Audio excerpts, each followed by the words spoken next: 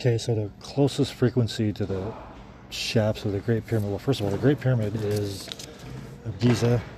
Those so-called air shafts running from the King's Chamber is it's a rectangular shaft, 18 to 21 centimeters wide, 14 centimeters high. So you got a rectangle that looks like a brick on its side. And these shafts are up to 200 feet long, or 60 meters. I would relate in meters closer to the Egyptian, or not Egyptian, but whoever built the pyramids. It wasn't dynastic Egyptians. They did not freaking build those pyramids. It had nothing to do with it. I mean, someone far, far more advanced than dynastic Egyptians. I think it was somebody that was wiped out in a possibly younger dry ice event 11,000 years ago, I think Graham Hancock says.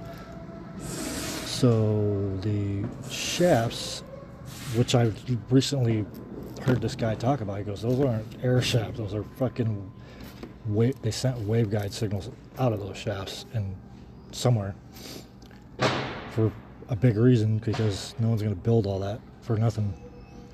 So the pyramid shafts are, again, 14 centimeters tall by 18 to 21 centimeters wide.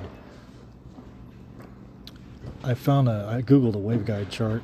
I don't know shit about waveguide, so beyond what I just did, just pressurizing the thing for shipment. So the closest one I could find, and who knows if I screwed this up, the closest one I could find to the Great Pyramid shafts was 25 centimeters by 12 centimeters. It didn't say which one was width, which one was, it probably doesn't matter. A single's probably going to bounce through there the same, I would imagine. So for a waveguide opening, I think what they do with this technology, and I've installed them before when I was a builder, you install these caps at the end. Sometimes we do it, sometimes somebody else, and there is a rectangle at the end of that brass cap. It's just this big brass thing, and you attach it to the thing, and because they don't call this the frequency, the size of a shaft or that line. It's the opening that's they're concerned with, and I'm guessing that when they send a waveguide signal, if both ends have that rectangular shape, it'll go through. I think you only need one, because a lot of times you only need one of those rectangles at the end, and just send the signal through this waveguide tubing for however many miles or whatever. And once it reaches the end and exits it to enter the receiving component, it's going to go through that square, that rectangle, and that's the frequency they're going to get.